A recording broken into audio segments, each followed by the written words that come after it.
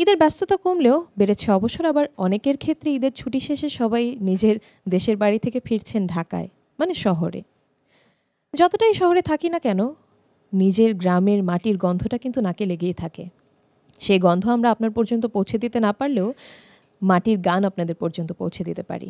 আর সেই গুরুদায়িত্ব পালন করতে আজকের এই বিশেষ আয়োজনে আমাদের সাথে উপস্থিত হয়েছেন এমন দুজন শিল্পী যারা পাহাড়ে, পর্বতে, সৈকতে প্রকৃতিকে সাথে নিয়ে গান করেন। তারা আর কেউ নয়, দীপ্র ও দুর্জয় ব্রাদার্স। আপনাদের দুজনকেই ট্রিট চকলেট প্রেজেন্স জি স্টুডিওতে সাদর আমন্ত্রণ জানাচ্ছি। সেই সাথে ঈদ মোবারক। কেমন আছেন আপনারা? ঈদ মোবারক। আমরা খুব ভালো আছি। আপনি কেমন আছেন? ভীষণ ভালো আছি। আজকে দারুণ দুজন শিল্পীকে পেয়েছি আমি, তরুণ প্রজন্মের খুব জনপ্রিয় শিল্পী, আমার ভীষণ পছন্দের শিল্পী। এর আগে আপনাদের সাথে আমার বসার সুযোগ হয়নি, আজকে ঈদের এই বিশেষ আয়োজনে বসার সুযোগ হয়ে গেল। যেটা বলছিলেন যে গলাটা একটু প্রেশারের উপরে আছে ঈদের দিন থেকেই, ভীষণ ব্যস্ত। ঈদের আগের দিন থেকে চাঁদ রাত আর থেকে। তার উপর কিন্তু ঢাকা চট্টগ্রাম কিন্তু গতকালকে কিন্তু চট্টগ্রাম থেকে হ্যাঁ, মানে যাতায়াতের উপর মানে ভীষণ ব্যস্ত। এবারের ঈদে আমার এই দুই ভাই ভীষণ ব্যস্ত, এবং ব্যস্ততাটা কেমন এনজয় করছেন আসলে? খুব দারুণ। কিন্তু এই যে গলা, এই যে প্রেশার, হ্যাঁ, এটা তো আছে। সে সাথে আমাদের এখনকার ওয়েদারটাও কিন্তু একটু অন্যরকম। আমার নিজেরও গলা কিন্তু বসে গেছে, সবাই মোটামুটি এইটা সাফার করছি আমরা। কিন্তু আপনারা এত ব্যস্ততার মধ্যে, অসুস্থতার মধ্যে, সবকিছুর মধ্যে এত দারুণভাবে পারফর্ম করেছেন, অসাধারণ লেগেছে। Thank you so much. Most welcome. সেই সাথে গানটাও এতটা সুন্দর যে কথাগুলো খুব বাস্তববাদী। সত্যিই তো তাই। আমাদের বাবারা, দাদারা, যারাই আমাদের জন্য এই কাজটি করেছেন, ঘরের কর্তা কর্ত্রী যেই হোক, একটা সময় কিন্তু তাদের মূল্যায়নটা আমরা সেভাবে করতে পারি না। এটা খুব ভালো একটা রিমাইন্ডার সবার জন্যে। অনেক অনেক ধন্যবাদ এত সুন্দর একটি পরিবেশনা দিয়ে শুরু করার জন্য। পাহাড়ের মাতাল হাওয়ায়, পাহাড়ি গানে, ঝুমুর তালে এক অন্যরকম নেশাই আছে। প্রতিটা মানুষই কিন্তু একদম মেতে ওঠে। একদম অসাধারণ পরিবেশনা। আচ্ছা, আরেকটা কথা বলতে চাই। আমাদের আমরা কিন্তু টোটাল টিম কিন্তু চট্টগ্রামের, কিন্তু আজকে আমাদের একটা সৌভাগ্যের বিষয়, এই যে আমাদের দাদা কিন্তু আজকে আমাদের সাথেই আছে। অসংখ্য ধন্যবাদ দাদা। আজকে কিন্তু আমরা খুবই আনন্দিত আসলে। সবাইকে অনেক অনেক ধন্যবাদ। আপনারা ছাড়া অনুষ্ঠানটা অসম্পূর্ণ থাকে, যেটা সত্য কথা। তবে মিউজিশিয়ান এবং মিউজিকের ক্ষেত্রে আমার একটা প্রশ্ন এসেছে। আপনারা গানের সময় ইউকেলেলি ব্যবহার করছেন, ব্যাঞ্জো ব্যবহার করছেন, ম্যান্ডোলিন ব্যবহার করছেন। তো গান বেছে নেবার ক্ষেত্রে তো আপনারা চাইলে ইংরেজি গান বেছে নিতে পারতেন, লোকগান কেন বেছে নিলেন? এই জার্নিটা যদি বলতে চাই তাহলে আমার থেকে 2016-তে একটু ফিরে যেতে হবে। আমরা ছোট করে শুনি। হ্যাঁ, 2016 সালে যখন আমি জাতীয় পর্যায়ে প্রথম হয়েছিলাম, এখানে বিচারক ছিলেন লোকগানে। তখন বিচারক ছিলেন শ্রদ্ধেয় রথীন্দ্রনাথ রায় স্যার। উনি সেদিন আমাদের মা বাবাকে ডেকে বললেন যে এই ছেলেকে লোকগান ছাড়বেন না। তো এরপর থেকে আসলে ধরতে গেলে, এর আগে আমরা অন্যান্য গানও করতাম, দেখা যাচ্ছে কি এরপর থেকে লোকগানের সাথে আরও ভালোভাবে জড়াই গেছি দুজনে। আর একটা জিনিস দেখা যায় যে আমাদের বয়সে আমাদের যে জেনারেশনটা আছে, ওরা কিন্তু লোকগান খুবই কম চর্চা করছে। তো আমরা চেষ্টা করছি লোকগানটা আসলে মানুষের কাছে পৌঁছিয়ে দেওয়া। আর আমাদের জেনারেশন যারা আছে তাদের আমরা ইন্সপায়ার করছি। আপনাদের এই চেষ্টাকে সাধুবাদ জানাচ্ছি এবং অনেক অনেক ধন্যবাদ। লোকসঙ্গীতকে বেছে নিয়েছেন। গুরুজনেরা কখনো ভুল বলে না, কথাটা একদম সত্য। খুবই ভালো লাগে যখন এই ইনস্ট্রুমেন্টগুলোর সাথে আপনাদের লোকগানগুলো শুনি, কারণ যুগ পাল্টাচ্ছে কিন্তু তাই বলে আমরা ঐতিহ্য তো ভুলে যেতে পারি না। একদম আমাদের শেকড় যেটা। কিছুক্ষণ আগে আপনাদের শুরুর কথা বলছিলেন, তো শুরুর কথা বলতে গেলে আমার যেটা মনে পড়ে যে আপনাদের যে গানটা খুব ব্যাপক সাড়া পেয়েছিল সেটা হচ্ছে আকাশ দেওয়ানের মধুর মধুর কথা কয়া, করোনাকালীন সময়।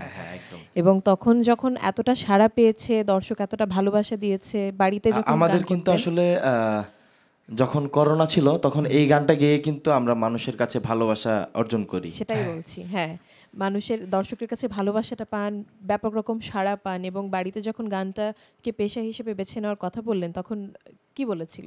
না, আসলে আমাদের পরিবারটাই হচ্ছে সঙ্গীত পরিবার, যে মা বাবা দুজনেই কিন্তু হ্যাঁ একদম মানে গান বাজনা করে। তো বাবা মার হাত ধরেই কিন্তু আসলে এই মিউজিক লাইনে আসা। তো যখন আমাদের 4 বছর ছিল, তখন থেকেই মা বাবা গান করতো, আমাদেরকে পাশে বসিয়ে রাখতো। আপনারা সঙ্গীতের সাথেই বড় হয়েছেন একদম, একদম একদম, জন্ম একদম। থেকে। হ্যাঁ কিন্তু কিছু সময় দেখা যায় যে বাবা মা যখন যে প্রফেশনটাতে থাকে সেই প্রফেশনে ছেলে মেয়েদের দিতে চায় না, অনেকের না না ক্ষেত্রে আমার বাবা মা কিন্তু এই প্রফেশনে নাই। না, তারা চর্চা করেন কিন্তু হ্যাঁ। যারা জানেন তারা অনেকে দিতে চায় না। হ্যাঁ, কিন্তু হ্যাঁ। আপনার পরিবারের সবাই নিশ্চয়ই অনেক বেশি সাপোর্টিভ ছিল, এবং একদম, যখন একদম, একদম। সারাটা যখন পায় তখন তাদের অনুভূতিটা কেমন ছিল? মা বাবা চাইতো যে ছেলে গান করবে, টিভিতে দেখা যাবে। তো আশা করছি সেই স্বপ্ন আমরা পূরণ করতে পেরেছি। তো আসলে মা বাবার দুজনেরই কিন্তু অনেক কষ্ট, অনেক শ্রম। আমাদেরকে এদিক ওইদিক নিয়ে যাওয়া, চট্টগ্রাম থেকে ঢাকা আনা। ও কিন্তু চ্যানেলে কিন্তু খুদে গান রাজা ছিল। তো তখনও কিন্তু তোমার জার্নিটা তুমি বলো। ও না, ওর তখন কিন্তু আমরা অডিশন দিতে গিয়েছিলাম। ওর বয়স, ও তখন প্রায় 8 বছর ছিল। তো ও অডিশন দেওয়ার জন্য ঢুকে যায়, দারোয়ান ওকে বলে কি, হ্যাঁ আমাকে বলে যে তুমি ছোট, তোমার এখানে ঢুকার যাবে না, তুমি বের হও। তুমি বের হও। এরপর থেকে ওর একটা প্রতিজ্ঞা ছিল যে আমি তোমার কথা তো সব আমি বলে দিচ্ছি। হ্যাঁ বলো বলো, সমস্যা নাই। হ্যাঁ আসলে তখন আমরা দুজনে মিলে অডিশন দিতে গিয়েছিলাম। দেখা যায় কি আমাকে ঢুকতে দেয়নি, ওকে ঢুকতে দিয়েছিল, কারণ ও আমার থেকে প্রায় 4.5 বছরের বড়। বয়সটা আসলে তখন ওর হয়নি। হ্যাঁ তো তখন আসলে ওই যে থাকে না, ছোট ছেলে, মাথার মধ্যে লেগে যায়। না, ছোটবেলায় অভিমানটা মানে হ্যাঁ, তখনকার প্রচুর, অনুভূতি প্রচুর খুব ছিল। বেশি প্রবল থাকে। তো হ্যাঁ হ্যাঁ বিষয়টা তো ওই ওরকম। দিনে আসলে আমি আমার মানে কেঁদে কেঁদে আমি আমার মা বাবাকে বলেছিলাম যে আমি একদিন ঢুকবোই এখানে, একদিন এখানে থেকেই যাও। ঠিকই, আপনার হ্যাঁ। সাথে আমার জীবনের ঘটনাটা প্রায় মেলে। আমি ছোটবেলায় থেকে নাচ শিখি, কিন্তু স্কুলে যখন প্রথম অডিশন দিতে যাই স্কুলে আমাকে নাচ করতে দেয়নি, তারপরে কিন্তু আমাকে প্রশিক্ষণে দেওয়া হয়। এরকমই মানে কিছু কিছু ঘটনা আসলে, থেকে আসলে। যায়। আর শিল্পী হয়ে ওঠার পেছনে কিন্তু বাবা মার অনেক অনেক বেশি অবদান থাকে। একদম, নিশ্চয়ই নিশ্চয়ই আঙ্কেল আন্টি অনেক বেশি খুশি এই মুহূর্তে আপনাদের টেলিভিশনে দেখছেন। ডিজিটাল প্ল্যাটফর্ম থেকে মেইন স্ট্রিমে আপনারা ডিজিটাল প্ল্যাটফর্মের ব্যাপক সারা ভালোবাসা পেয়ে এখন নিজেদেরকে প্রতিষ্ঠিত শিল্পী হিসেবে প্রতিষ্ঠিত করার জন্যে পথ চলা শুরু করেছেন। একদম একদম। তো ডিজিটাল প্ল্যাটফর্ম আপনাদের জন্য একটা ব্লেসিং অবশ্যই। যদিও দর্শক শ্রোতাই হচ্ছে গানের প্রাণ, তারপরও তো একটা কৃতজ্ঞতা বোধ আছে। কিছু কিছু ক্ষেত্রে আবার ডিজিটাল প্ল্যাটফর্ম কিন্তু ব্লেসিংয়ের জায়গায় কার্স হিসেবেও দাঁড়ায়। একদম অনেকে আছে যারা গানের মতো করে কিছু একটা করে জনপ্রিয়তা পেতে চায়, তারাই আবার সেই মানুষ যারা হচ্ছে কটু কথা বলে যে ইউটিউবের আর্টিস্ট, ডিজিটাল প্ল্যাটফর্মের আর্টিস্ট, রিলের আর্টিস্ট। আবার তারাই তাদের কাজ প্রচার করার জন্য কিন্তু সেই মাধ্যমগুলো ব্যবহার করে। তো এটা নিয়ে আপনাদের দুজনের চিন্তা ভাবনা কি? বলতে গেলে আমরা আসলে ডিজিটাল প্ল্যাটফর্মে কাজ করার সময় এসব নেগেটিভিটি থেকে একটু দূরে থাকার ট্রাই করি। আর অনেক সময় দেখা যায় যে আমাদের বাজে কমেন্টস কিন্তু খুব খুব কমই আছে। কমই আসে, কারণ আমরা যেই অডিয়েন্সগুলো পেয়েছি এগুলো কিন্তু একদম র অডিয়েন্স।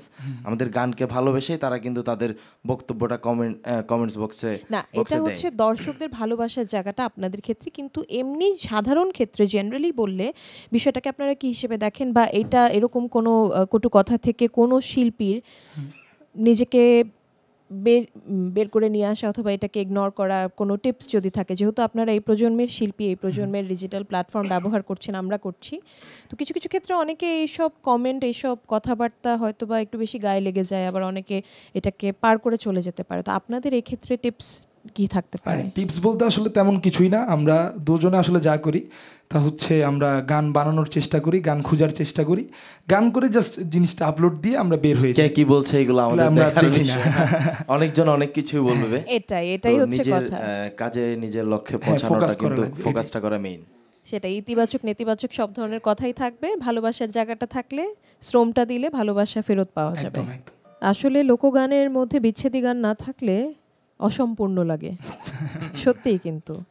আর আপনাদের মৌলিক গান অসম্ভব সুন্দর গান, সুরটা খুবই চমৎকার ছিল, লেখা তো বরাবরই চমৎকার।